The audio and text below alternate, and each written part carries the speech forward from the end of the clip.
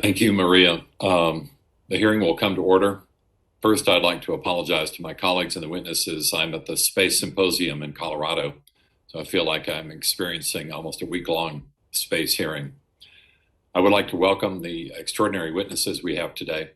Assistant Secretary of Defense for Space Policy, Dr. John Plumb, Director of the National Reconnaissance Office, Dr. Christopher Scalise, Commander of Space Systems Command, Lieutenant General Michael Guetlein, the Deputy Director of the National Geospatial Intelligence Agency, Ms. Tanya Wilkerson, and GAO Director of Contracting and National Security Acquisitions, Mr. John Ludwigsson. We're honored to have this level of expertise with the department and the intelligence community testifying today on one of the most important topics that we will cover in this Congress. And we're always glad to have our friends from GAO. Both Dr. Plumb and Lieutenant General Guetlein are joining us today in new positions which highlight the shift within the department, focus on space policy and acquisition. We look forward to the Senate moving forward with the nomination of Mr. Frank Calvelli to fill the role of Assistant Secretary of the Air Force for Space Acquisition and Integration. To further this important emphasis, I hope that the Senate will move quickly on that. Given what we've witnessed in space by our adversaries this year, including a destructive and irresponsible anti-satellite test conducted by Russia, and China's demonstration of the ability to grapple another satellite and pull it out of orbit, we cannot be too bold or aggressive in demonstrating our intent and ability to defend our assets in space.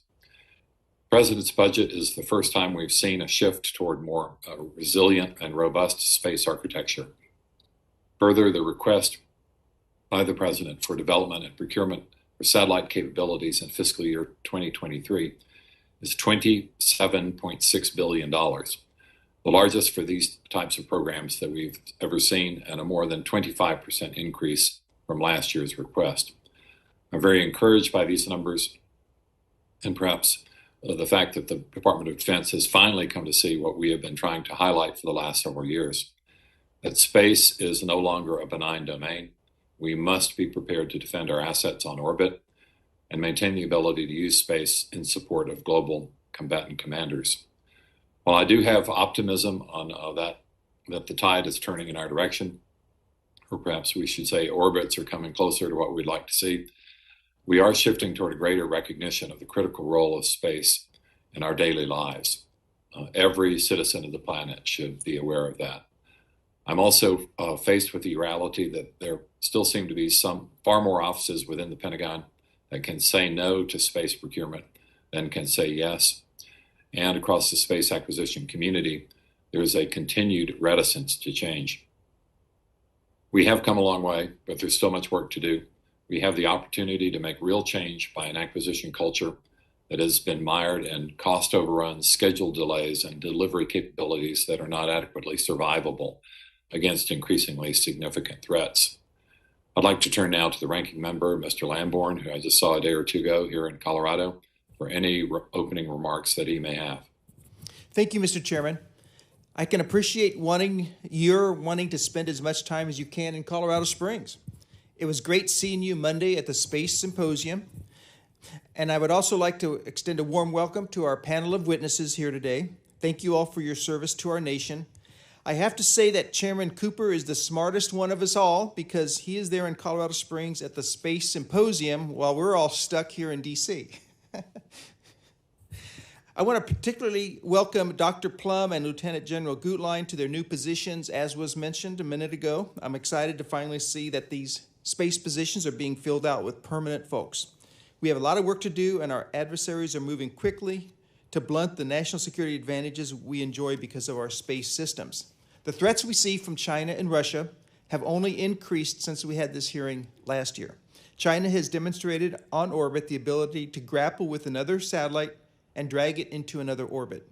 Russia has demonstrated a ground-launched anti-satellite weapon against one of its own satellites, resulting in a dangerous field of debris that the world is still dealing with. These are just the public examples of China and Russia pushing for dominance in space. Their efforts are especially concerning when considering the provocative actions they are taking in other domains. Top of mind for all of us is Russia's unprovoked invasion of Ukraine that has resulted in the indiscriminate deaths of thousands of civilians.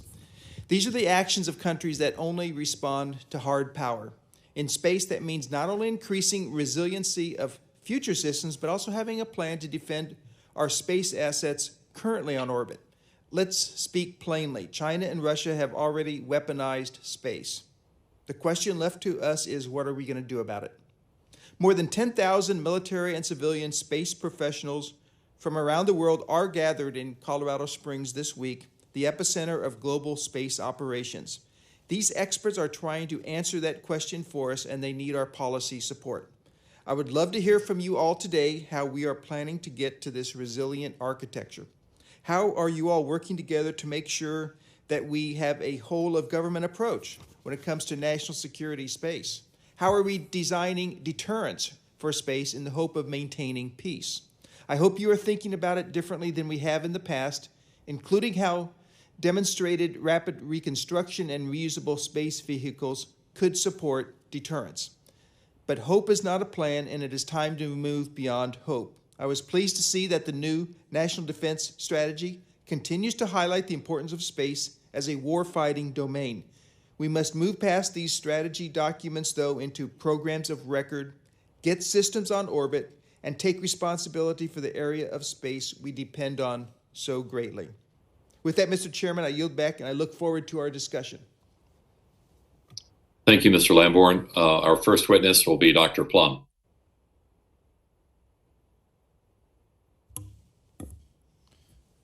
Thank you, Chairman Cooper. Thank you, Ranking Member Lamborn, members of the subcommittee. Thanks for the opportunity to testify today on national security space programs. As your first ever Assistant Secretary of Defense for Space Policy, I am responsible by law for the overall supervision of the policy of the Department of Defense for space warfighting. And I am committed to continuing the close partnership between DOD and the Congress on advancing our national security space interests. As the chairman said, space plays a critical role in American security, prosperity, and our way of life. It contributes to our national security by enabling and supporting the entire joint force. Our service members on land, at sea, and in the air rely on space every single day to defend the nation. Space capabilities provide indications and warning of emerging threats and attacks. They deliver the position, navigation, and timing signals that support rapid and precise global power projection. Space systems generate intelligence on operationally relevant timelines and allow national decision makers to anticipate risks and to control or de-escalate crises. Space also enables those same decision makers to command and control forces in multiple theaters around the globe. And space is once again capturing the imagination of a new generation of Americans. This can inspire more students to pursue careers in the STEM disciplines, paying dividends to our national economy and national security in the future. Secretary Austin has made clear that China is the department's pacing challenge, and this holds true in space as it does in other domains. The U.S. developed our space architecture in an era when space was more or less a sanctuary. In contrast, over the past decade, China has dramatically increased its quantity and quality of space and counterspace systems in order to develop and field a wartime space architecture. This requires the United States to consider new approaches to ensuring our own use of space, including developing more proliferated and therefore more resilient constellations of our own. Russia also remains a key space competitor. They are developing, testing, and fielding counterspace weapons to target U.S. and allied satellites. And as the ranking member just noted, Russia conducted a destructive test of a direct ascent ASAT missile in November of last year. This created more than 1,500 pieces of trackable debris, hundreds of thousands of smaller pieces, all of which pose a threat to safe space operations in low Earth orbit. This behavior is unbefitting of a spacefaring nation. In contrast, the Department of Defense is committed to promoting standards and norms of responsible behavior to ensure the space domain remains secure, stable, and accessible. As the Deputy Secretary of Defense stated at the December National Space Council meeting, the department would like to see all nations agree to refrain from anti-satellite weapons testing that creates debris. I just want to touch on the budget for a second. The DOD's fiscal year 2023 national security space budget does provide the $27.6 billion in vital space capabilities that were mentioned. This includes $4.7 billion to fund a transition to a new and resilient missile warning and missile track architecture, $1.8 billion to fund the procurement of 2 GPS-3 follow-on satellites, and to continue testing and integration of military GPS user equipment. $1.6 billion to develop secure, survivable, and jam-resistant SATCOM capabilities, and $1.6 billion to procure 6 national security space launches. So just to wrap up, the threats facing the United States in space and from space continue to grow in both quantity and capability. The President's budget request takes that into account. Countering those threats requires that we continue the longstanding bipartisan cooperation between the Department of Defense and the Congress. I personally am committed to sustaining those efforts, and I'm honored to work with this committee to do so. Thank you, and I look forward to your questions. Thank you very much, Dr. Plumb. Now we'll hear from Dr. Scalise. Good afternoon, Chairman Cooper, Ranking Member Lamborn, and members of the subcommittee. It's a great honor to represent the people of the National Reconnaissance Office and share the efforts to deliver critical information to policymakers, warfighters, and the 500,000 users we serve every day. For more than 60 years, the vision of the NRO has been to see it, hear it, sense it. We have built an amazing advantage in space, developing, acquiring, launching, and operating satellites that collect and deliver the best intelligence, surveillance, and reconnaissance data on the planet. Yet I can tell you it's an unprecedented time for the NRO. The pace of technology is accelerating, creating opportunities for both governments and private sector. Satellites are being launched in record numbers. Our competitors, especially China and Russia, are trying to challenge our advantage in space, dedicating money, manpower, and resources, including newer, better weapons and anti-satellite technology. Simply put, it is imperative that we protect our assets and expand our competitive edge. The United States has never before been more reliant on our capabilities in space. Our national security and our modern way of life depend on it. Our imagery has proven invaluable to government agencies and commercial users that track everything from natural disasters to crop production to climate change. Of course, what's most important to our national security and the work of the subcommittee is the support we provide to the Department of Defense and the intelligence community. The NRO provides accurate, timely intelligence to warfighters and policymakers. We monitor what is happening globally, even in hostile territories and terrain that would not be accessible by any other way, to support the analytic and policy community. This informs strategy and prevents miscalculation.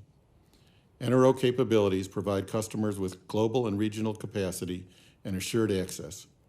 This helps them to maintain a strategic advantage against near-peer competitors. It also helps them focus on ways to counter rogue regimes and regional and transnational threats. We are developing systems faster, launching 17 payloads into orbit over the last 2 years. We are leveraging commercial technologies and fielding systems in as little as 18 months. Those systems are returning immediate dividends, providing awareness in real-world crisis events. With innovative and streamlined contracting approaches, we are moving faster in our acquisition processes with both traditional industry and new entrants into the marketplace. To accelerate and focus our progress, earlier this year we refreshed the NRO's strategic priorities. These updates reflect the new challenges we face in space and the shifting strategic environment. The 5 priorities that guide our mission, including growing an empowered, engaged, and inclusive workforce, innovating faster to stay ahead of our competitors, delivering responsible and agile ISR, bolstering resiliency, and cultivating mission-enhancing partnerships. Additional details on these are provided in my statement for the record. Mr. Chairman, the NRO is at a pivotal moment. For 60 years, America's dominance in space was largely unchallenged. That's not the case anymore. Space has quickly turned from peaceful to competitive and has the potential to become conflicted. The future depends on our ability to protect our assets and stay ahead of our competitors. In short, it depends on our ability to innovate and to continue to attract highly motivated and capable people. Using these 5 priorities as our guide, I am confident the NRO is up to the challenge to do whatever is necessary and all that is possible. We will continue to deliver on our motto, super et ultra, above and beyond. Thank you for your continued support. Chairman Cooper, I would especially like to express my appreciation for your ongoing leadership in space-based national security and for your advocacy of the NRO over the years. I welcome the subcommittee's questions. Thank you. Thank you so much, Dr. Scalise. We'll now hear from Lieutenant General Guetlein. Good afternoon, Chairman Cooper, Ranking Member Lamborn, and members of the committee. On behalf of the Secretary of the Air Force, the Honorable Frank Kendall III, and General John W.J. Raymond, the Chief of Space Operations, thank you for the opportunity to testify today on the Department of the Air Force's National Security Space programs. It's an honor to appear before you and to testify alongside these esteemed space professionals. As Secretary Kendall and General Raymond have stated, and as highlighted by Chairman Cooper and Ranking Member Lamborn and the witnesses that have gone before me today, our adversaries are committed to disrupting our strategic advantage in space during crisis and in conflict. We cannot afford to wait. We must be prepared and we must act now. As the Space Force Field Command charged with supplying space-enabled capabilities like position, navigation, and timing, satellite communications, missile warning, and command and control to the Joint Force, we have aggressively taken steps to address acquisition challenges while building resilient architectures of tomorrow and delivering the critical capabilities of today. We are rapidly ushering in a new era of space acquisition. In the 8 months since our inception, we've coupled the agility of the Rapid Capabilities Office with the flat, agile organizational structure of the National Reconnaissance Office and the systems engineering rigor of the Missile Defense Agency. By doing this, we built Space Systems Command upon the best practices from across the national space acquisition enterprise. We've adopted and exploit what we have, buy what we can, and build only what we must approach to acquisitions. By exercising unity of effort across the space enterprise through building and leveraging partnerships with other government agencies, industry, academia, the civil community, and our allies, we are able to build in resiliency into the space enterprise and build a deterrent network that transcends national borders and bolsters American security and prosperity. As the major acquisition arm of the Space Force, we are partnered with the new Office of the Assistant Secretary of the Air Force for Space Acquisition and Integration to employ a new acquisition paradigm that promises to cut years off the front end of the traditional acquisition cycle. This efficiency will only improve as the Space Force moves forward with our digital transformation. This transformation will deliver wins of increasing magnitude, delivering better capabilities sooner, and will evolve the Space Force into the world's first digital service. While we aren't there yet, we have made several improvements across the command and across the space enterprise that are already bringing successes for tomorrow's fight while delivering capabilities today. The entire Space Force, and especially Space Systems Command, are laser focused on countering the rising space threat, and we are dedicated to protecting our joint maritime, land, and air forces. I want to thank the committee for their steadfast support and their devotion to progress, as evidenced by your continued challenge to the Space Force and to the Department of the Air Force to lead these improvements. We are deeply committed to the success of all national security space programs and securing our nation's vital interests, and I look forward to answering your questions today. Thank you. Thank you so much, General. We'll now hear from Ms. Wilkerson. Good afternoon, Chairman Cooper, Ranking Member Lamborn, and distinguished members of the subcommittee. The National Geospatial Intelligence Agency is the nation's primary provider of geospatial intelligence, or GEOINT, which is the use of imagery and geospatial information to describe and depict features, activities, and locations on and about the Earth. We help decision makers, warfighters, and first responders visualize and understand what is happening at a particular place at a particular time. Each of these partners rely on us to show the way, literally, to get them from point A to point B, help illuminate options, inform decisions, and carry out actions with precision. Indeed, GEOINT has been a central element of our nation's understanding of the Russia-Ukraine crisis.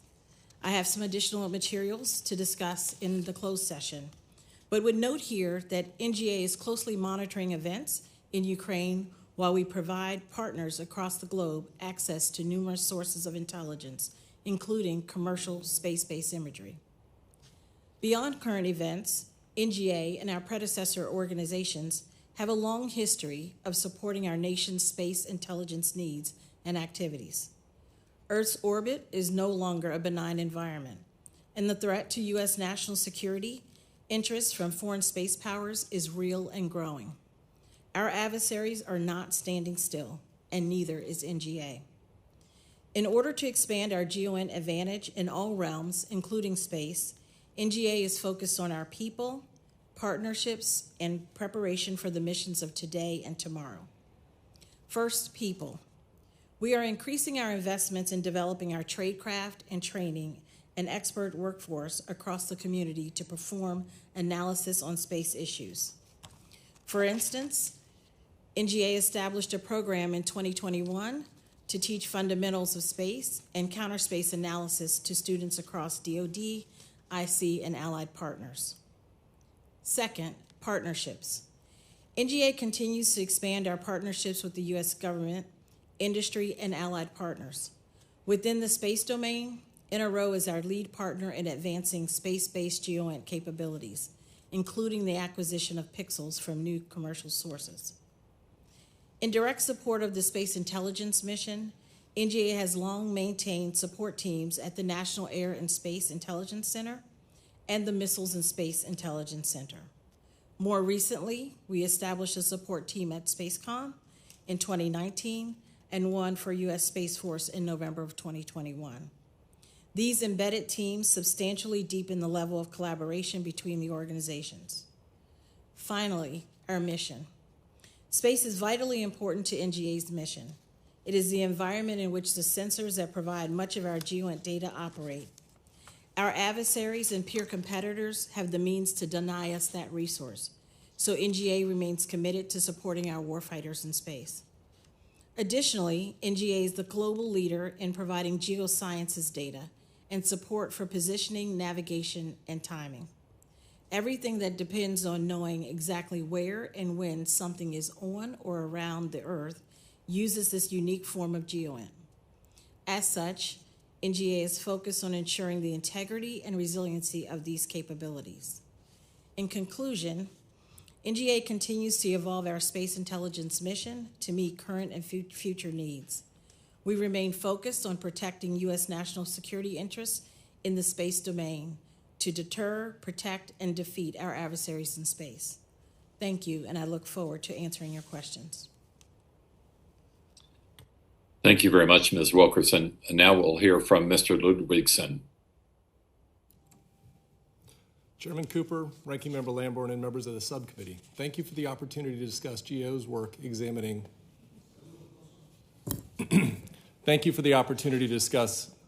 GEO's work examining DOD's national security space programs.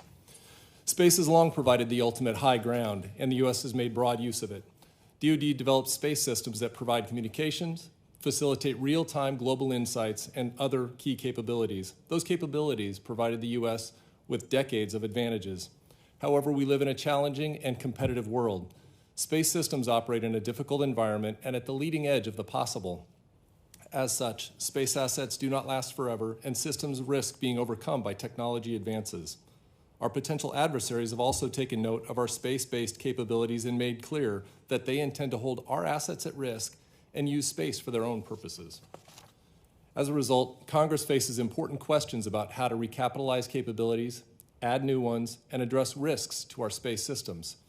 All of this in the face of short time frames, difficult technical challenges, and limited budgets. Over the years, GAO has reviewed DOD's development of numerous space systems. Often, we found that the new systems took longer and cost more than expected, and sometimes fell short of planned capabilities. My written statement provides an update on several programs, including our September 2021 report on the Next Generation OPIR program that identified steps aimed at accelerating the program, but found, among other things, that the program faced significant technical and management challenges which could make it difficult to meet its aggressive schedule, and DOD did not make the schedule risks clear in its reporting. These kinds of aggressive schedules mirror themes from our past work. Also, our September 2021 report on the MUOS program found that DOD was not using the full capabilities of the new system with satellites on orbit, the full constellation, for over 5 years, in large part due to a lack of compatible user terminals.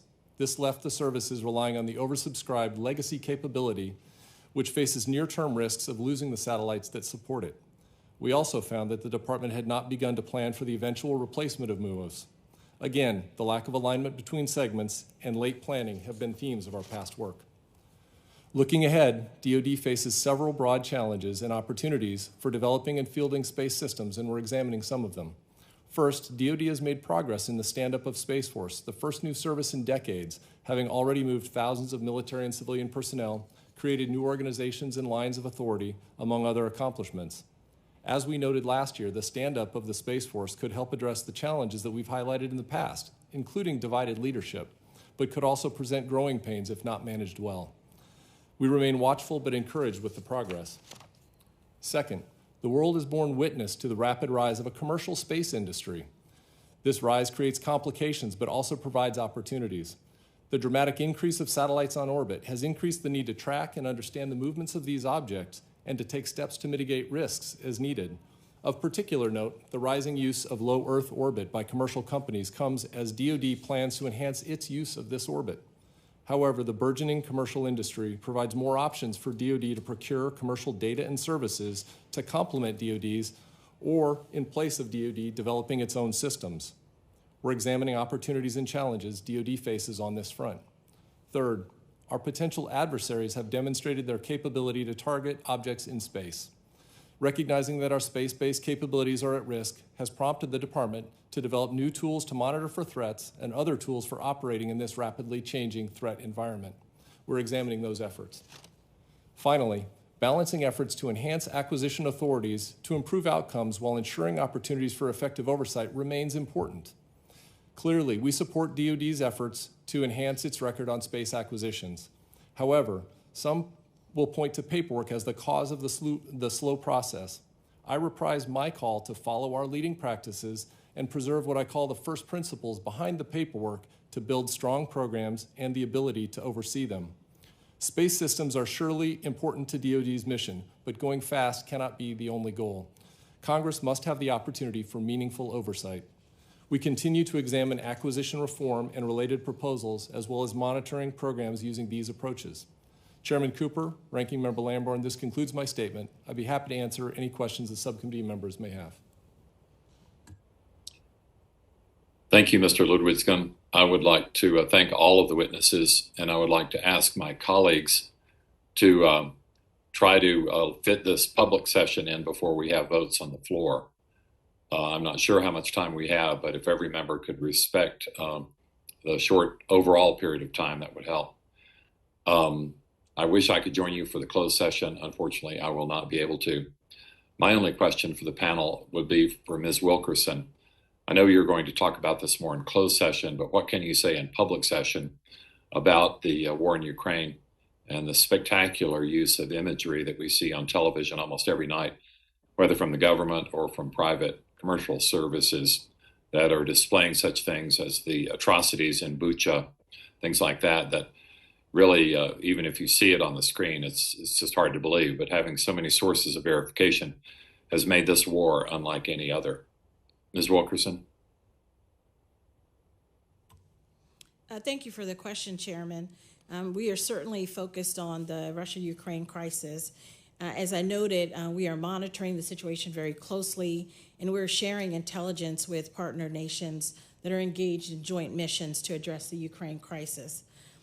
We are providing the breadth and leveraging the breadth of imagery that is available to us, not only from a national perspective, but also from commercial. Thank you so much. The first questioner on the member side will be Mr. Lamborn. Thank you, Mr. Chairman, and I have two questions, and then we can keep moving along here. Lieutenant General Guetlein, how are we improving the resilience of our systems, and what role does disaggregation play in strengthening our architectures? Thank you, Congressman. That's a great question. Resiliency is actually critical to guarantee the capability that's going to be there in crisis or in conflict. Resiliency, however, is not a one-time buy. It's a lifetime for the system, and it comes in many, many different flavors. Part of that is through redundancy, disaggregation, proliferation, hybrid architectures, a mix of organic, allied, and commercial systems. Disaggregation is absolutely critical to going forward. We we started off putting an enormous amount of capability on one satellite because launch vehicles cost so much. That was during a time of peace. We can no longer do that. So going forward, we have to disaggregate those capabilities to make sure that they can survive and that it's not just one target for the adversary. Over. And thank you. And for you and Dr. Plumb, a study released last year that was commissioned by the Space Force, Defense Innovation Unit, and Air Force Research Laboratory found that China has cornered and is now dominating the global space market. The report recommends that the United States develop new market-enhancing tools to enhance and grow American commercial space activities. What policies and new capabilities do you plan to advocate for in order to promote a more dynamic domestic space marketplace, and where are these reflected in this year's budget request?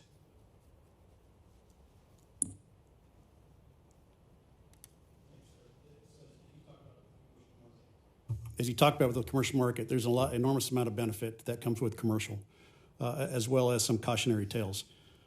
First of all, what we've done within the Space Force is we stood up the SSC front door. So we have provided a one-stop shop for all of our commercial partners, whether that be a small startup business or all the way to our primes.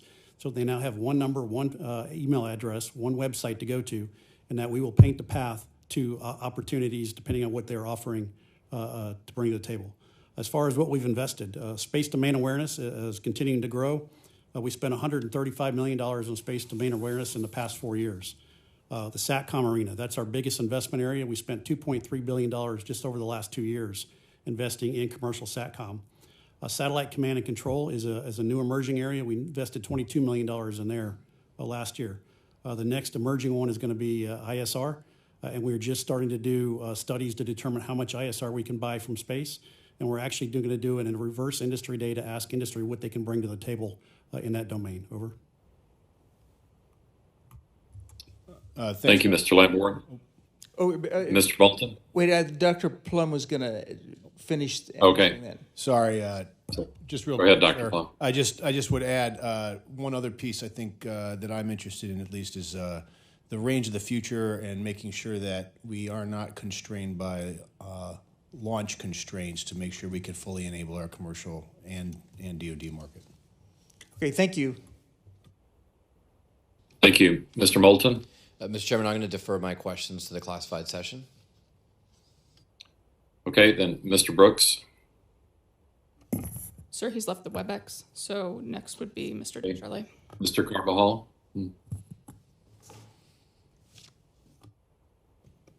I think Mr. Desjardins is before me. Okay, well, Mr. Desjardins then. Thank you. I guess this would be for Dr. Plumb, Scalise, or General Guetlein. We've heard a lot about tactically responsive space. What timelessness constitutes tactically responsive, and how does that timeliness match the current ability of the NSSL providers to launch satellites into orbit?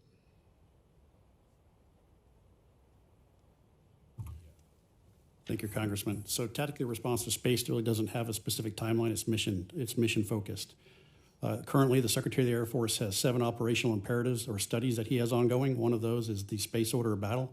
Under the space order of battle, we are working to determine which type of capabilities need to be responsive and what type of timelines, and if they can be gap fillers or if they have to be long-range, long-term solutions.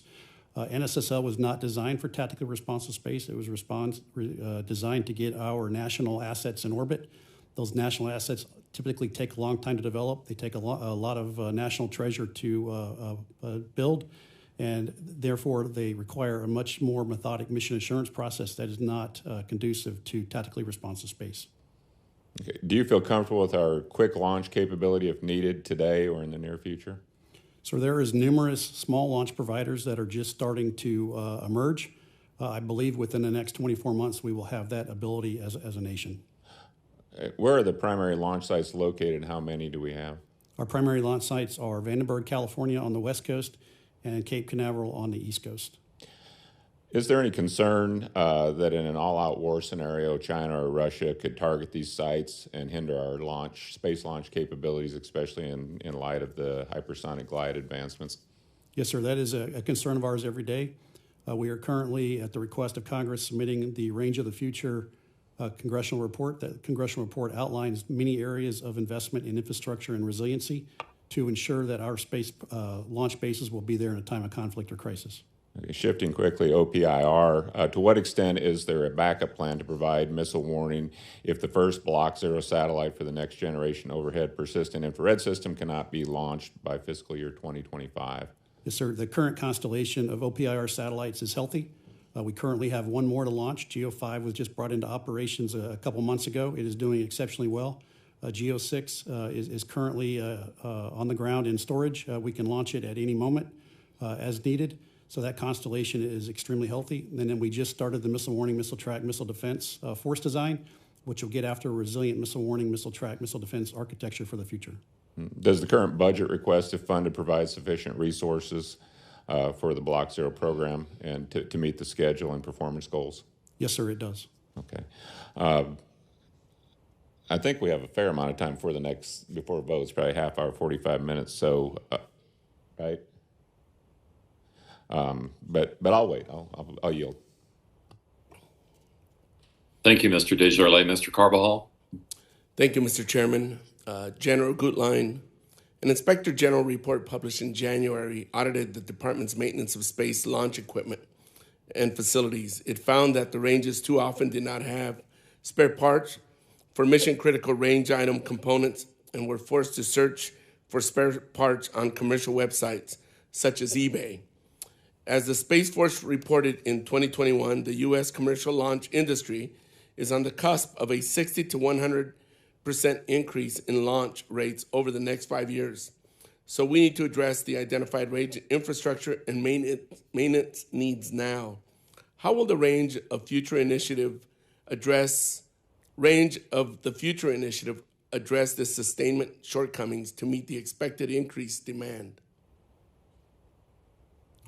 Sir, thank you for that. Thank you for that question. Maintaining our ranges is a national asset, and guaranteeing assured access to space is absolutely critical for us to maintain the space resiliency. Going forward, the current launch ranges were built in the 60s. That infrastructure was built for a government-only customer. Since then, the pace of commercial change has not been matched by the amounts nor the types of reimbursement, leading to a drain on sustainment and modification funds. Remedy is better rules and authorities, not more U.S. government dollars. Under the range of the future, what we are asking for is a change to the way we approach our architecture, our infrastructure, our operational practices, and our spaceports, as well as recommending a few changes to the national law that would enable us to better invest in our ranges. Thank you. Mr. Ludwigson, one aspect GAO has been reviewing and this subcommittee is tracking is how the stand-up and organization of the Space Force will address longstanding concerns that space acquisition leadership is fragmented. Can you highlight the progress the Space Force has made in this past year in addressing this concern and where the Space Force is still struggling with making progress? Thank you, sir. As you may recall, in 2016, we raised concerns about fragmentation. This is the report that spoke to the 60 organizations that were involved in constituting a space acquisition, could be involved in a space acquisition. The stand-up of the Space Force was, I think, in some ways responsive to the concerns we raised. The consolidation that happens as part of the stand-up of the Space Force addresses a good number of our concerns. We haven't done a detailed examination on all of the progress that's been made, but certainly bringing together many of the entities of those 60 was a significant progress from our standpoint. But there's still going to be communications that are necessary with NRO, some of the services and other entities in order to make sure that the sort of end-to-end capability that is part of that, the space capabilities, a variety of space capabilities comes to fruition. On a grade A through F, how would you grade the progress in addressing that fragmentation? I think that we are heartened with the progress that's been made. I think I've had some really good conversations with... No A through F, just heartened. I'm heartened. I would say that I'd say that they all right. That's good. They're a B striving for an A. That's we'll have to. It's good to strive, but it's also good to know where we're at, and you're not telling me. So thank you. Mr. Wilkerson and Dr. Scalise, we have seen the tremendous benefit to open source satellite imaging throughout Russia's unprovoked war in Ukraine, through tracking Russian troop movements to documenting horrific war crimes. How are you both working with allied and partner nations to ensure sustained access and utilization of satellite imagery during crisis situations? Thank you for the question. So from an NGA perspective, we are implementing tasking and collection strategies that look to ensure that we're maximizing the number of relevant images that are collected for analysis. We are certainly working with partner nations as well to ensure that that information is shared across partner nations as well as security organizations that are involved in this joint mission. And I would just add that we work very closely with NGA to make sure that with the commercial imagery contracts that we have, that we're making sure that they're looking at the right things and providing the information that's needed so that we can distribute it. Thank you very much. Mr. Chair, I yield back. Thank you, Mr. Carbajal. Mr. Garamendi? I'll save my questions for the classified. Mr. Desjardins, did you want to ask some more questions? Or Mr. Langevin, I see you on the screen there. Sorry.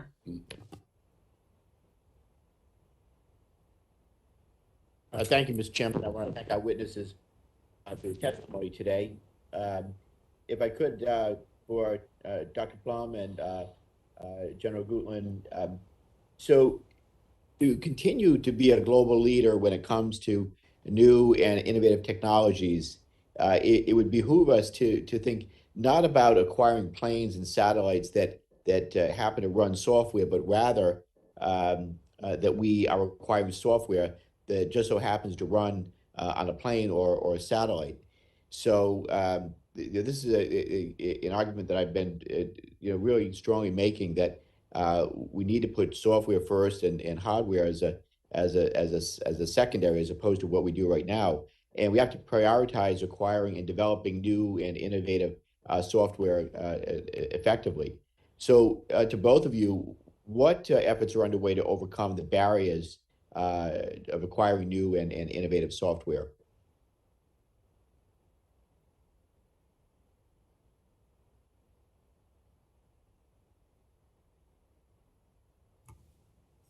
Thank you, Congressman.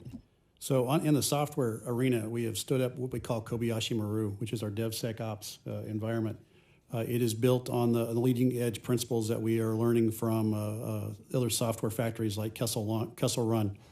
In addition to that, we are building out the Guardians to every Guardian to learn how to be a programmer, so that we can rapidly update and upgrade our systems along the way in near real time without having to rely on a lengthy development cycle.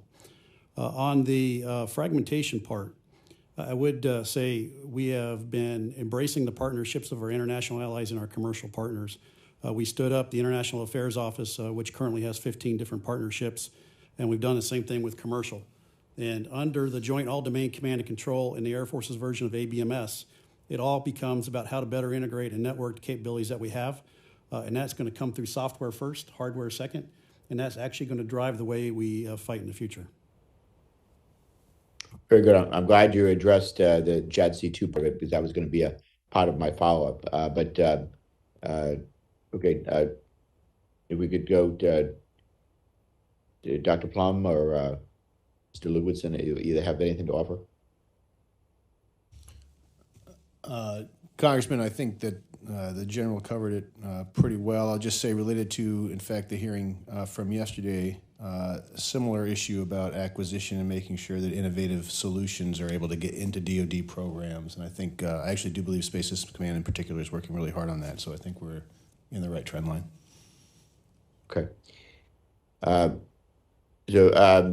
let me ask you to Dr. Plumb or Lieutenant General Guetlein. It's extremely critical to our national security that our space systems and capabilities integrate best cybersecurity practices.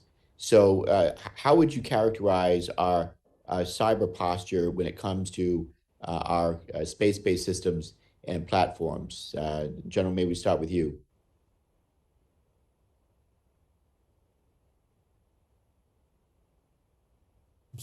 Our cyber capabilities today are fledgling.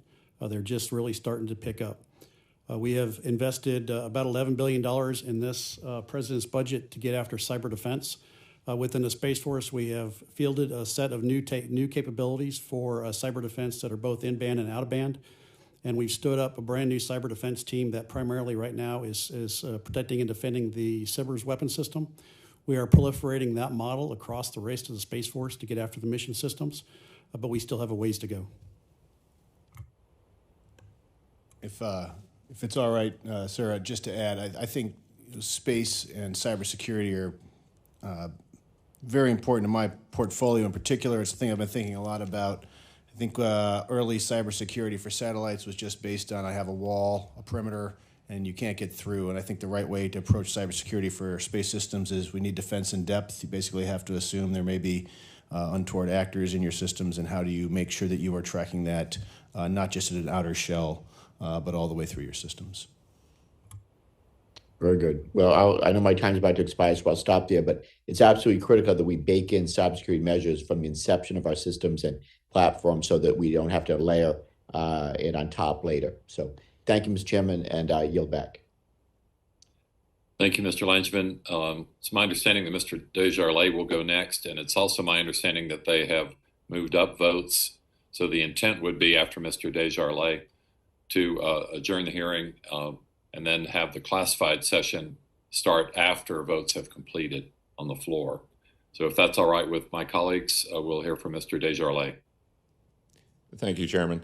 For the panel, throughout and even prior to the invasion of Ukraine, we saw Russia successfully utilize jamming to degrade GPS capabilities throughout the region. How has Russia been utilizing these jamming capabilities against Ukraine, and have they been utilizing them against any U.S. assets?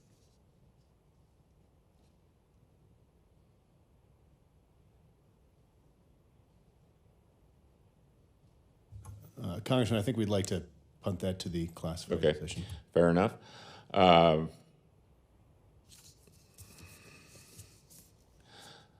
Let's see. Dr. Plumb or General Guetlein, we have seen China's impressive ability to blur the lines between benign space capabilities and those that may have utility as counter-space weapons. The most recent example being China's SJ-21 satellite that is engaged in some maneuvers that have raised some red flags. How do you assess these Chinese space threats, and how is the department interacting with these capabilities? So I'll take a first shot there, Congressman. I'll just say SJ-21 and other capabilities China has put in space or keeps on the ground. There are some dual-use situations there where you could say these are weapons or these are, civilian or civil service or some type of maintenance situation. These are problematic. I think this is where, one, we need to be eyes wide open on the threat that China poses, and I know this committee and this panel is fully aware of that. And second, it does speak to the need for some beginning towards developing norms of behavior in space.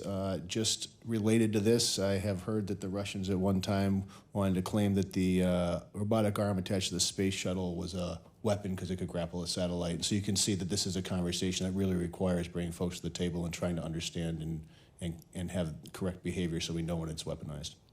Mr. Scalise, we'll finish with you, I guess.